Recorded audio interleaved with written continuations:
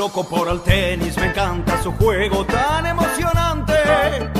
Estoy loco por el tenis, me encanta su ritmo tan electrizante. Estoy loco por el tenis y lo quiero practicar para ver si mañana soy como Coria, Gaudio Nalbandián. El juego del tenis va a empezar, a prepararse todos que vamos a jugar. Bienvenidos sean todos ustedes, amigos oyentes, a un capítulo más de este podcast, el podcast Pasión Tenis, que llega a todos los oyentes que nos escuchan en toda Latinoamérica. Recordamos que estamos en las distintas plataformas digitales a través de iVoox, Spreaker, Spotify y también recientemente en YouTube. Hoy estamos con un invitado muy, pero muy especial.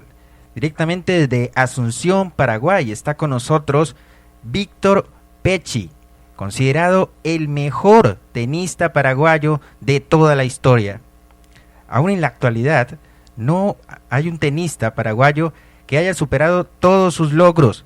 Y el más importante, porque él nos está escuchando, seguramente recordará esa mítica final de 1979 ante el sueco número 1 del mundo, Björn Borg.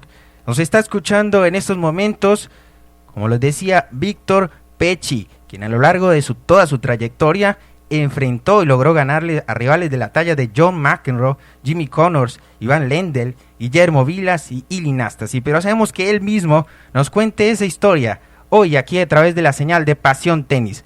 Un abrazo, maestro, que nos está escuchando desde Asunción. Hola, Diego, y a tu programa. Sí, un placer estar con todos los amigos de Colombia. Yo tengo muy buenos recuerdos. Jugué muchas veces en Colombia, tanto de junior como también de profesional, y la verdad que tengo muy buenos recuerdos de Colombia. Y nada, un placer estar en tu programa. Sí, precisamente como mencionabas, claro que tendrás muy buenos recuerdos. De hecho, en el año de 1978 y 1979 lograste el campeonato aquí en la ciudad de Bogotá, en tierra batida, que es claro está que era tu cancha preferida, ¿verdad, Víctor? Sí, así es. Si no me equivoco, en el 78 le gané a Higueras, que es el español, en la final, y en el 79 a Jairo Velasco, un colombiano, con Iván Molina de mi época, sí, para mandarle saludos. Espectacular, sí, 2 años creo que fueron seguidos que gané el torneo del ATP en Colombia, si no me equivoco, ¿verdad?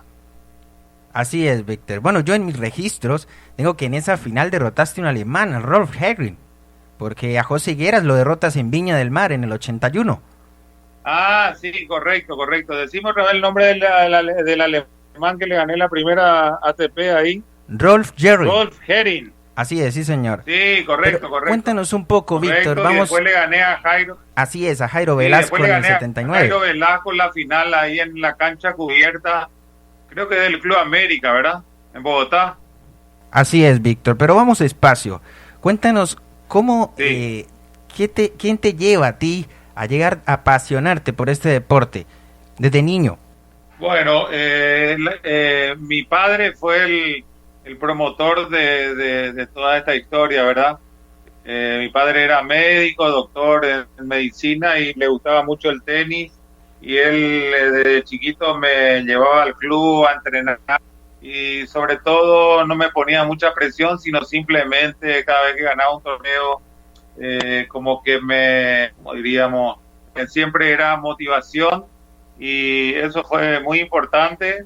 Y después a los 15 años, 14 años, hasta esa época me acompañó a torneos internacionales en Argentina, en Brasil. Lógicamente, después de los 16 años ya me dijo que tenía que ir solo, y así fui solo a jugar el Orange Bowl en Miami. Después fui a jugar los Junior a Roland Garros, y ahí ya me fui abriendo camino, ¿verdad? Así es, Víctor. Bueno, ¿recuerdas algún entrenador siendo muy joven, muy niño? Todos los oyentes que nos están escuchando, Víctor Pecci, considerado el mejor tenista profesional en Paraguay, el mejor de toda su historia, tenía una particularidad. Háblanos de esa técnica del slice a través de tu revés, porque esa técnica la fuiste perfeccionando y la dejaste marcada en esas finales cruciales en los Grand Slams.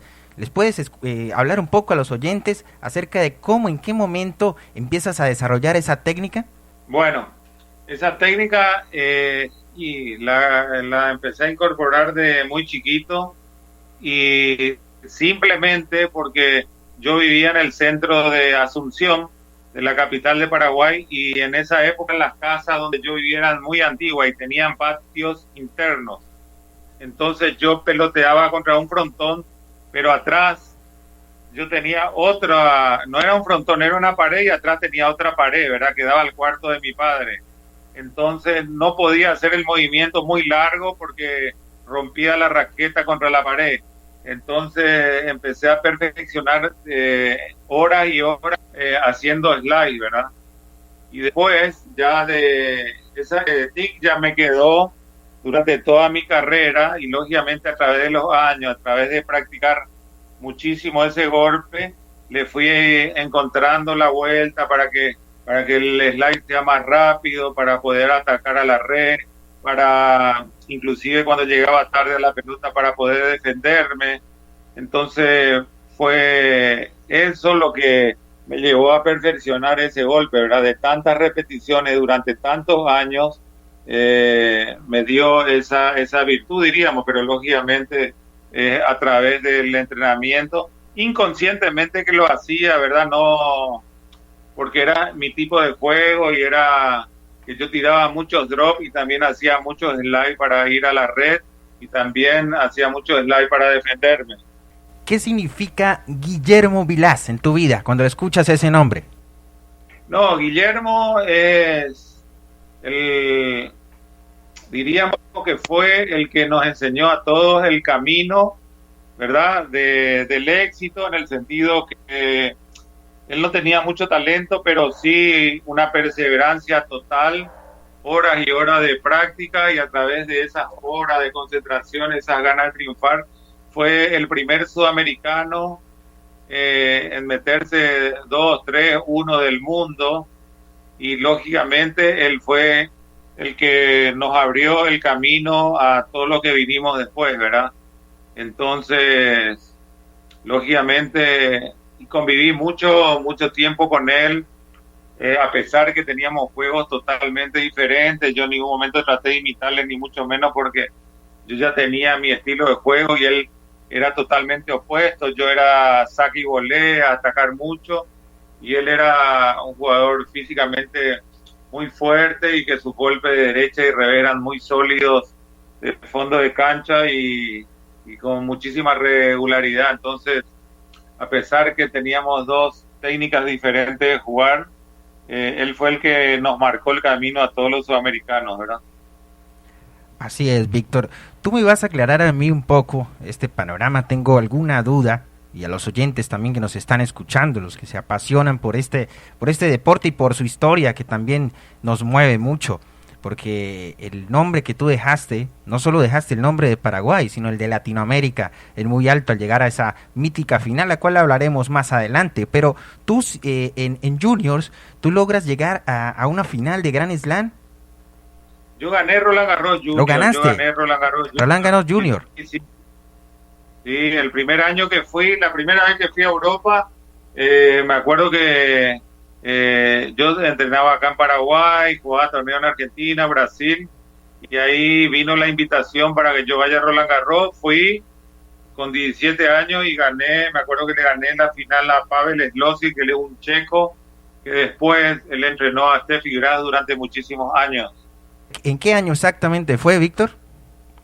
Y eso fue en el 73, y en ese año yo me acuerdo que le veía jugar, lógicamente Roland Garros, ganó Ilie Nastase, y bueno, en ese momento Ilie Nastase era mi ídolo porque en esa época no había la tecnología para verlo jugar en televisión, ni mucho menos, y llegar directamente de Sudamérica a jugar un Grand Slam Junior y después tener la posibilidad de ir a la cancha central de Roland Garros y verle jugar a Ilie Nastase, que tenía un talento impresionante y que en ese año le ganó a Nicolás Pilic la final de Roland Garros.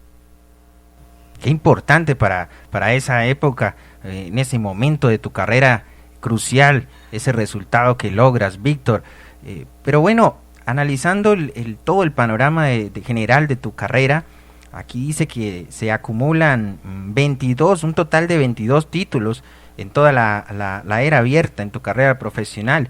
De esos títulos hay 10 que lograste a nivel individual y 12 también lograste algunos en dobles, Víctor. Así mismo es.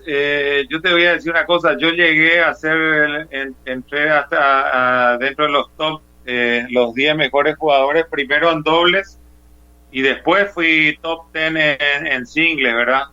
Pero como mi juego era mucho saque y volea, también jugaba muy bien dobles y haber jugado tanto tiempo doble cuando era muy joven me dio la confianza también para después meterme entre los 10 mejores jugadores del mundo en singles.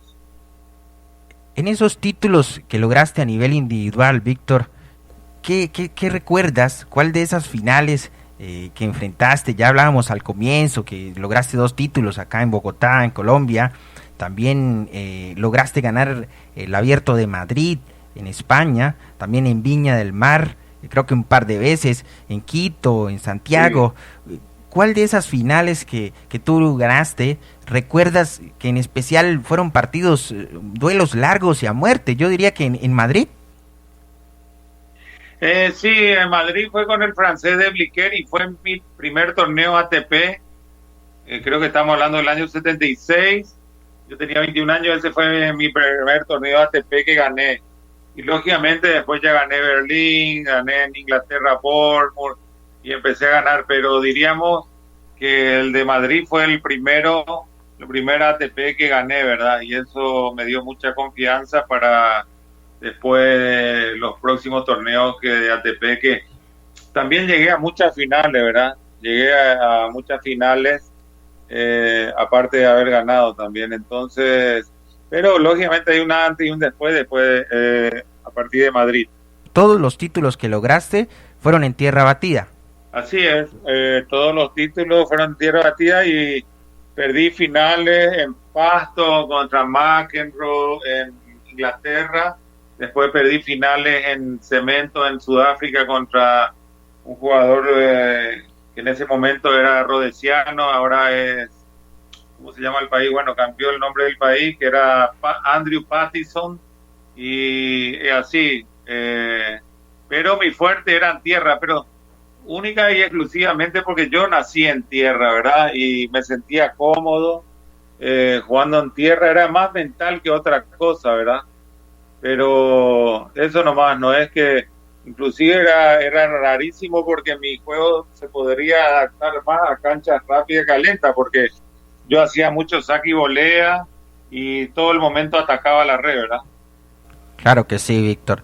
Seguro los que tuvieran la oportunidad de verte recordarán esa técnica que siempre te caracterizó, ese estilo de juego, también llegar a la red y buscar esa volea corta que muchas veces te dio puntos importantes para inclusive llegar a ganar, a definir un set.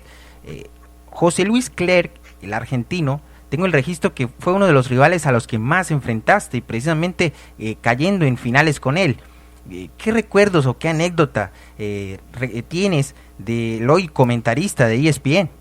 Bueno, con José Luis así mismo jugamos varias finales y siempre él lograba ganarme, a no ser en las semifinales que jugamos justamente en cemento en Sudáfrica, que yo le gané, pero me ganó muchas finales y él en su juego no me caía bien en el sentido que le pegaba muy fuerte la pelota y sobre todo su segundo saque era muy, muy profundo y entonces yo no tenía la capacidad de poder atacar su segundo servicio, entonces siempre él me dominaba el punto, ¿verdad? Siempre tomaba él la iniciativa y ahí me costaba mucho. Al contrario, por ejemplo, de Vilas, que nos sacaba tan bien, entonces yo a Vilas, si bien perdí muchas veces, también le gané muchas veces, porque su saque me permitía a mí, que no era tan bueno, tomar la iniciativa o o hacer, atacarle de un momento, ¿verdad? Desde el principio. Entonces hay jugadores que te caen bien jugar y hay otros jugadores. En mi época, por ejemplo, con Gómez también me gustaba jugar mucho y casi siempre le ganaba, ¿verdad? Pero lo que pasa es que cuando vos ya le ganás a un jugador, muchas veces entras a la cancha muy confiado porque ya sabes sus puntos flojos, él mismo, el otro adversario mentalmente ya le cuesta. Bueno, a mí me costaba mucho jugar contra Claire en ese sentido. ¿Con qué compañero habitual de dobles te sentiste empatía al jugar y lograste buenos resultados en esos títulos que lograste? Bueno, por supuesto, Francisco González, que era mi compañero de Copa Davis, pero lógicamente también gané títulos no solamente con Francisco González, sino gané títulos con Balas Taroxi, un húngaro, con Kai Gildemeister chileno, Belu Prayut chileno, Martín Haite argentino, o sea, gané muchos torneos en dobles con diferentes partners. Pero lógicamente con el que mejor me llevaba era con mi compañero de Copa Davis, Francisco González. Entramos ya en la época más importante de tu carrera, los Grand Slam. ¿Cómo soñaste en algún momento? Seguramente trabajaste para ello porque fuiste campeón en Roland Garros Juniors. ¿Anhelaste ese momento de llegar a una final? ¿Cómo se trabaja para ser finalista de Roland Garros? Y al mismo tiempo rodeado de unos jugadores, los mejores jugadores de la historia. ¿Cómo se llega a Roland Garros enfrentando a jugadores con tantas habilidades? Estamos hablando de Borg, de Jimmy Connors, de Guillermo Vilas, de McEnroe. Así es. Bueno, es el producto de varios años antes de estar en el circuito, y justamente ese año, a principio de año, en enero, hice una muy buena temporada física con un profesor argentino que era el mismo de Guillermo Vila, que se llama el profesor Belfonte, y a partir de eso me puse muy bien físicamente y después empecé a jugar torneos y empecé a llegar a semifinales. Después gané el torneo de Niza, que son 2 meses antes de Roland Garros. Entonces como que vas. Y anteriormente ya había jugado con Vila, ya le había ganado en algún torneo más chico. Con Jimmy Connors ya había perdido 6-4 en el tercero.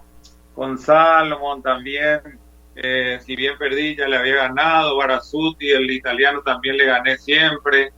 Entonces, a medida que iban apareciendo los adversarios y cada vez yo jugaba mejor, lógicamente entré en una confianza que en el tenis es importantísimo la parte mental, ¿verdad?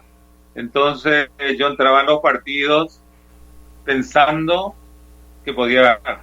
Eso es importantísimo. Lógicamente poder perder también, como sucede muchas veces. Pero lo importante es entrar a la cancha sabiendo que tenés chance de ganar. Entonces es otra mentalidad con que entras a jugar el partido. Durante los años 1978 y 1979, para los oyentes que nos están escuchando, el mítico jugador Björn Borg alcanzó su máximo nivel, quizás un esplendoroso nivel, porque ganó por vez consecutiva este torneo de Roland Garros. Y durante estos 2 años importantes en la carrera de este jugador, solo perdió un set en este torneo de Roland Garros. Es decir, ganando los torneos en el 78 y en el 79, Björn Borg tuvo un récord contra todos los jugadores a los que enfrentó, derrotándolos en 3 sets, pero solo perdió un set. Y ese set lo perdió en el partido en el que te enfrentó a ti, Víctor. Qué importante para ti, seguramente debe ser esa huella que dejaste en esa final de 1979. ¿Qué sensaciones te deja haber enfrentado para muchos al mejor jugador de toda la historia en tierra batida? Y sí, él en esa época, te cuento, es un Nadal, es el Nadal de ahora, ¿verdad? En ese sentido, él prácticamente llegaba a Roland Garros sabiendo que si nada raro ocurría, él iba a ganar Roland Garros. De hecho, ocurrió eso en el 74, 75. Después, en el 76, él pierde un cuarto de finales con Panatta, pero en vez de jugar con una pelota convencional, Roland Garros, en el 76 ponen unas pelotas que se llama Treton, que son una sueca que no tenía presión. Entonces era un jugador de mucho topping y la pelota no le corría, ¿verdad? Entonces el único que logra ganarle en Roland Garros a Borg en el 76 fue Adriano Panatta, el italiano. Después en el 77 él no sé si enojado por la situación del 76 de las pelotas Treton, que no tenían nada que ver, porque no las Treton eran las que se usaban en la altura, como en Bogotá, para que no sea tan rápido el juego, ¿verdad? Entonces en el 77 él decide jugar team tenis. En ese momento team tenis era una competencia por equipo en Estados Unidos y no participa Roland Garros en el 77, y ese año gana a Guillermo Vilas. En el 78, así como vos decís, él vuelve y pierde y gana el torneo sin perder un set. Después vuelve a repetir en el 79 y me gana a mí sin perder un set, otra vez hasta la final, que ahí me ganó en el cuarto set, ¿verdad? Y después en el 80, otra vez volvió a ganar, y en el 81 le vuelve a ganar la última final que ganó, porque ganó 6 veces, ¿verdad? Le gana a Iván Lendl en 5 sets. Y después, en el año siguiente, él ya no participa en ningún evento, él se retira con 26 años y medio, algo por el estilo. Tuvo que ver mucho con esa derrota en Wimbledon y esa derrota seguida en el US Open ante John McEnroe. Así mismo, eso, yo creo que él en su cabeza no se permitía ser número 2. Bueno, ganó Roland Garros, después fue a la final con McEnroe, perdió en un partido espectacular, y después McEnroe le vuelve a ganar en el US Open, y ahí él termina número 2 del mundo, y yo creo que él en ese momento no aguantó, iríamos a ser el número 2 del mundo, y creo que eso apresuró su retiro, ¿verdad? Un momento en el que se paraliza el juego y todos en el estadio están a la expectativa de que algo está pasando en la tribuna. No sé si un espectador se desmaya, algo pasa, tienen que esperar un poco, eso genera tensión en toda la tribuna, y en un momento en el que se reanuda el juego, Borg te saca un globo que te deja tan impresionado arriba que siento que tú te agarras la cabeza y dices como que, ¿cómo entra esa bola? ¿Recuerdas ese espacio del partido en el que realmente se notaba la fuerza que le imprimía George Borg a las bolas, que dejaba marcado claramente todo su talento? Mira, me acuerdo de la persona que sufrió una descompensación y que tuvimos que parar como 2, 3, 5 minutos, no me acuerdo muy bien, el partido. Pero a continuación el globo o la pelota que metió, no me acuerdo, pero debe haber ocurrido así porque el partido está grabado, pero me acuerdo, y me acuerdo también que caía una tenue en llovizna que a mí me molestaba mucho porque mi saque ya no corría como tenía que correr, y a él le venía bien el juego un poquito más lento, ¿verdad? ¿Qué crees que te faltó para de pronto haber logrado pelear un poco más la final en ese cuarto set? Porque venías de levantar un tercer set muy abajo y logras darle vuelta y llevarte el tercer set. ¿Qué crees que de pronto pasó en ese momento por tu mente? Bueno, me acuerdo perfectamente. Lo que pasa es que Borg era una máquina de meter pelotas, pero no de meter pelotas normalcitas a mitad de cancha, sino pelotas profundas, pesadas, que no te daban la oportunidad de subir a la red, y entonces vos a veces te apurabas para definir el punto y eso te llevaba al error, ¿verdad? Pero en estas circunstancias, me acuerdo que estábamos 4 iguales sacando yo, y cometí 2 errores dos errores que no podés cometer si vos le querés ganar a él, ¿verdad? Uno fue que saqué muy bien y, y tenía una volea para hacer un toque y ganarle el punto, y el toque se me queda a la red, ¿verdad? Y a continuación hice una doble falta.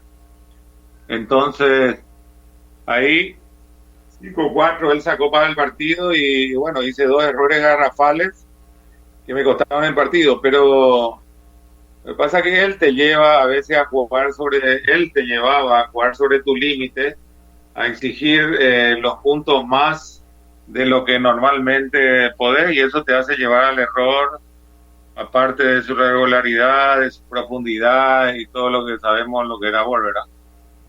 Pero bueno, más adelante, en 1980, logras ganar el torneo de Santiago de Chile. Después Viña del Mar, logras conquistarla en el 81, en Bournemouth, como decías al principio, en Reino Unido. Pero tú intentas, sí, tenías esa, digamos, ese ímpetu de decir, más allá de que lo intenté, lo puedo lograr otra vez. Es decir, puedo intentar de nuevo llegar a una final de Roland Garros, y creo que en el 81 lo intentaste de nuevo. ¿Qué recuerdos te trae haber llegado hasta esa instancia semifinal, si mal lo recuerdo, Víctor? Bueno, en ese momento también, yo te diría que en el 81 estaba mejor, era un jugador mejor que en el 79.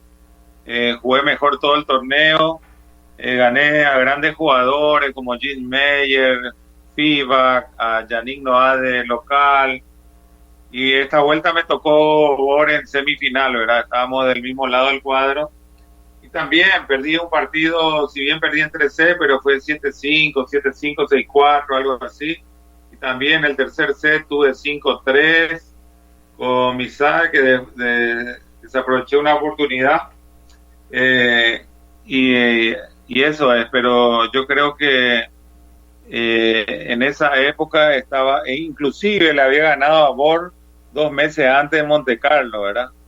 Entonces, lógicamente en 3 sets, con los grandes jugadores, ganarle en 3 sets, un día que él esté un poquito más abajo y vos estás inspirado, podés lograrlo, ¿verdad? Pero a los grandes jugadores en un gran slam que es a 5 sets, a los fuera de serie tenés que jugar demasiado tiempo bien para ganarle, ¿verdad? Perfectamente, Víctor, así es.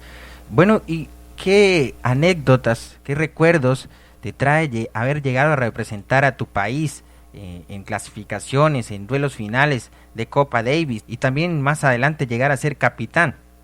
Mira, lo de Copa Davis fue algo muy importante en mi carrera, porque te explico, Paraguay de 1932, te estoy hablando, no presentaba equipo de Copa Davis. Paraguay no tenía equipo hacía 30, 40, 50 años, no sé cuánto, que ni presentaba equipo de Copa Davis, hasta que en el 82, en el 81 se escribió Paraguay para jugar en el grupo americano, y ahí empezamos a jugar en el 82, ¿verdad? Al principio del 82, después de muchísimos años de ausencia, y ahí le ganamos primer partido a Perú, después le ganamos a Uruguay, después le ganamos a Ecuador, y después fuimos a jugar la clasificación a Canadá, le ganamos a Canadá y subimos al Grupo Mundial en el 83, y le ganamos a República Checa, que estaba Iván Lendl, Thomas Smith, que era un equipo, Iván Lendl era el número 1 del mundo. Entonces, para nosotros la etapa de Copa Davis era muy especial, y vos sabés que en esa época los partidos duraban horas y horas, porque no había tie break ni en el primero ni en el quinto set. Una en el 85, yo por ejemplo jugué 6 horas con Yannick Noah, también en Paraguay, que le ganamos a Francia 3-2. Entonces era un desgaste físico, psicológico, muy grande durante 3 días, que yo jugaba los singles y los dobles, ¿verdad? Entonces a veces ganaba Noah en 5 sets, al día siguiente jugué el doble, perdimos en 5 sets, después con Lecon le gané en 4 sets. Entonces en 3 días jugamos 14 sets, y la verdad que terminamos destruidos, y eso me costó un poquito después también en los torneos ATP recuperarme de ese esfuerzo, ¿verdad? Viste que ahora los jugadores, los mejores jugadores del mundo priorizan no jugar Copa Davis, por más que, bueno, antes era 5 sets contra tiebreak, ahora directamente ya son mejor de 3 sets nomás, y el desgaste es mucho menos, porque inclusive el doble ya no son los mismos jugadores que el single, entonces es mucho más relajado jugar Copa Davis. Entonces, pero recuerdos impresionantes, ¿verdad? Le ganamos a República Checa, a Francia, a Estados Unidos, entonces imagínate para Paraguay, de no existir de jugar Copa Davis del año 2030, no me acuerdo cuándo fue la última vez que jugó, a pasar en el 82 a ganar el grupo americano y después tener resultados con países de primera potencia en tenis. Poco después, estamos hablando ya después de tu retiro como tenista profesional, tienes ese privilegio también de llegar a ser capitán de Copa Davis exactamente en el año 2003. ¿Qué balance te dejó esa experiencia también en la hoja de vida, en tu carrera? Muy importante, pero no solamente por el hecho de ser capitán de Copa Davis, sino uno cuando es jugador a veces no logra tener todas las experiencias porque no analiza mucho los partidos, no sé cómo explicarte, como que no te das cuenta de los pequeños detalles, pero sí después lo logras cuando pasás a ser de jugador, pasás a ser entrenador, ¿verdad?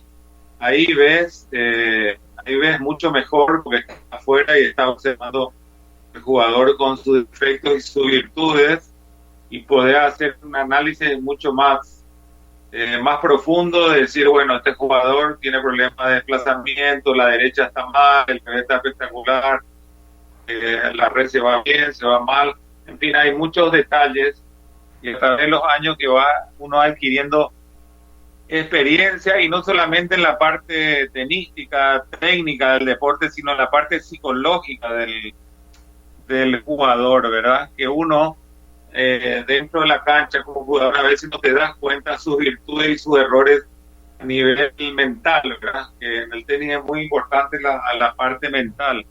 Entonces, lógicamente al ser entrenador o capitán de Copa Davis te da una enseñanza de análisis que después te sirve muchísimo, ¿verdad? En tu país eres considerado como quizá uno de los mejores deportistas del siglo XX en Paraguay. Recientemente también tuviste la oportunidad de llegar a ser ministro de deportes en tu país. ¿Qué experiencias? Cuéntanos, ¿qué significó llegar a ese cargo importante en tu país? Bueno, la verdad que fue un privilegio haber sido ministro de deporte. Lógicamente yo venía exclusivamente de un deporte, de la parte competitiva. Entonces llegar y siempre trabajé en el sector privado, entonces arribar a un sector público donde las reglas son totalmente diferentes y donde no solamente era el tenis, sino eran otras 50 disciplinas y toda la burocracia del Estado y acostumbrarme a la parte jurídica, hay muchas historias en el sector público, pero por suerte me rodeé de gente muy buena, que en 3-4 meses entendí perfectamente de qué se trataba la película y por suerte lo pude aplicar, siempre siendo una persona objetiva, con sentido común, el bien común. Entonces creo que dentro del presupuesto que contamos en ese momento hicimos porque un ministro solo no puede hacer nada, ¿verdad?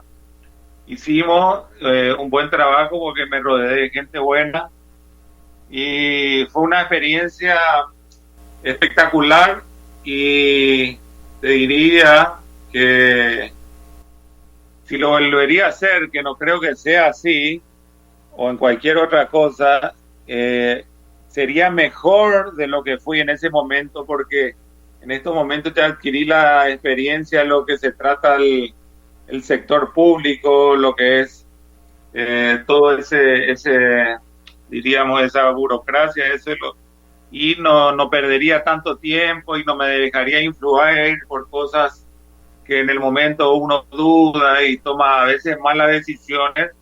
Hoy, yo fui del 2013 hasta el 2018, los 5 años que duró el gobierno, ¿verdad?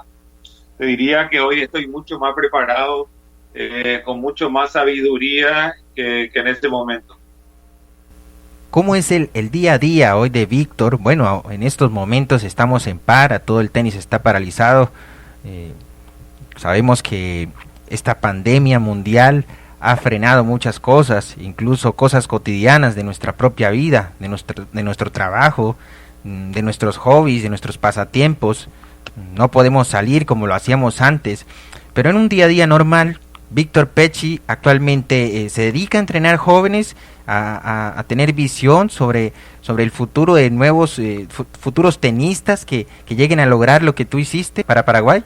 Bueno, no, en esta época, ¿verdad? Hace un mes y medio o un mes que empezó esto, lógicamente la vida cambió para todo el mundo, ¿verdad? Entonces yo ahora estamos en cuarentena y respeto absolutamente todo, salgo simplemente a 5 cuadras, acá tengo un supermercado, voy, compro y vuelvo con mi señora.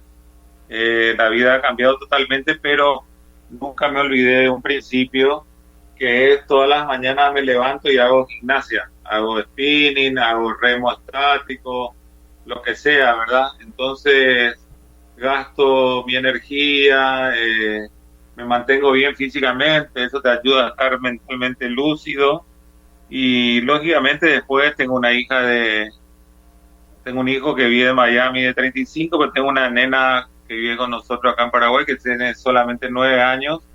Entonces con mi señora estamos disfrutando de ella, ¿verdad? Que tiene 9 años y toda su niñez y en fin.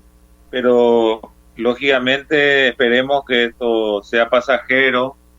Lógicamente yo creo que va a haber un antes y un después de esta pandemia, en el sentido que hasta que no se descubra una vacuna, vamos a tener que cuidarnos muchísimo más y tomar todas las precauciones de higiene, tapabocas, y creo que por el momento o un año vamos a tener que suspender mucho las reuniones sociales de mucha gente, los conciertos, el estadio de fútbol, que hay 30.000, 20.000 personas.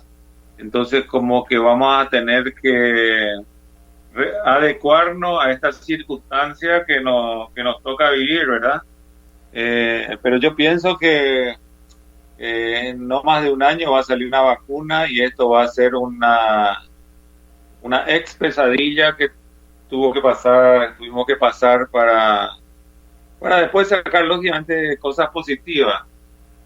Lógicamente esperando que a nadie del círculo familiar ni de amigos le toque lo peor, ¿verdad? Así es, Víctor, y esperamos que todo esto mejore pronto y que nuevamente se pueda estar en esa competencia deportiva, como tú lo decías, pero también a nivel de familiar, a nivel de profesional, y las distintas facetas en las que se desempeña un jugador, un deportista, bueno, se pueda mejorar en ese aspecto. Víctor, en la nueva generación, los jugadores actuales en el circuito tenístico, alguien que admires, un tenista que tú veas que de pronto intente acercarte al juego, a tu estilo de juego cuando tú eras profesional. Mira, mi estilo de juego es muy difícil ya porque el tenis cambió totalmente. Físicamente hoy en día los jugadores son atletas, nosotros éramos jugadores de tenis, ellos son atletas y también tenistas. Pero lógicamente delante tenemos 3 monstruos que son los mejores de toda la historia, y es una cosa impresionante, que son, ya sabes, Federer, Nadal y Djokovic, ¿verdad? Y atrás viene una juventud importante, con mucho talento, con mucho despliegue, con muchas ganas, que son todos los jugadores que ya sabemos, y algunos chicos de 16 años que de repente explotan y en 6 meses, un año, hacen un cambio brutal, ¿verdad? Bueno, entre los más talentosos te diría que tenés un Tsitsipas, y hay varios, ¿verdad?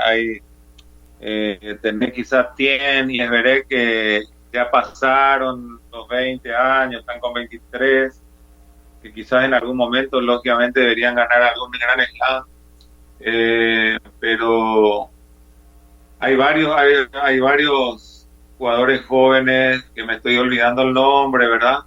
Pero va a ser muy difícil superar lo que hicieron estos 3 monstruos. Va a ser muy difícil, y yo creo que el tenis va a sufrir cuando estos 3 jugadores se vayan. El tenis va a sufrir la ausencia de ellos. Seguro que sí. A veces se da por sentado sus triunfos y todos sus récords que parecen casi que invencibles, inalcanzables, y seguro cuando este trío maravilla, como lo llaman muchos, o el Big Three, se vaya del tenis, todos lo echaremos de menos. Víctor, la verdad que ha sido un placer haber conversado contigo, de verdad estamos muy agradecidos que nos hayas acompañado en Pasión Tenis desde Colombia para toda Latinoamérica. Pueden escuchar esta entrevista a través de las distintas plataformas digitales como Spotify, Spreaker, iVoox y también en YouTube.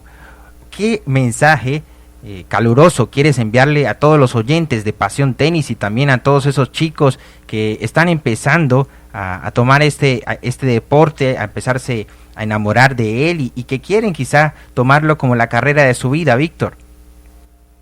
Bueno, para los chicos, antes que nada, yo creo que el tenis es un deporte muy profesionalizado, muy competitivo, muy individualista, donde el chico que va a jugar tiene que tener un talento de entrada, y al tener ese talento, que es imprescindible, ahí a partir de ese momento tiene que tener mucha pasión, muchas ganas de entrenamiento, tiene que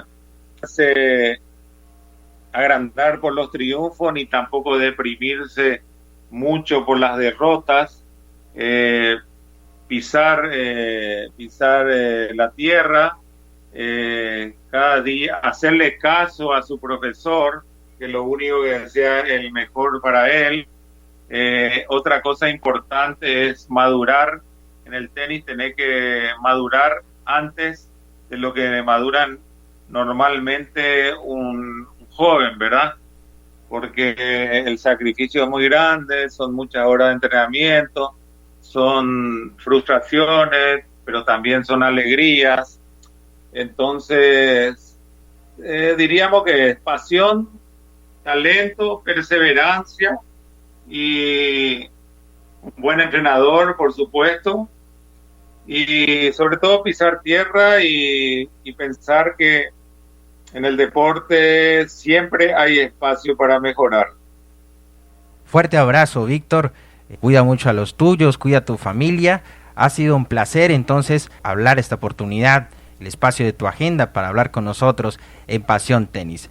Bueno, Diego, un placer. Saludo a todos los colombianos amantes del tenis, un gran deporte, y bueno, desearle a Colombia, así como le deseo a Paraguay o a cualquier país del mundo, que superemos esta etapa tan difícil que nos ponen a prueba, y que seamos solidarios, ¿verdad? Tenemos que ser solidarios con los que menos tienen, y bueno, cumplir estrictamente las reglas que nos pide cada gobierno, y de esa manera tratar de salir lo antes posible de esta situación.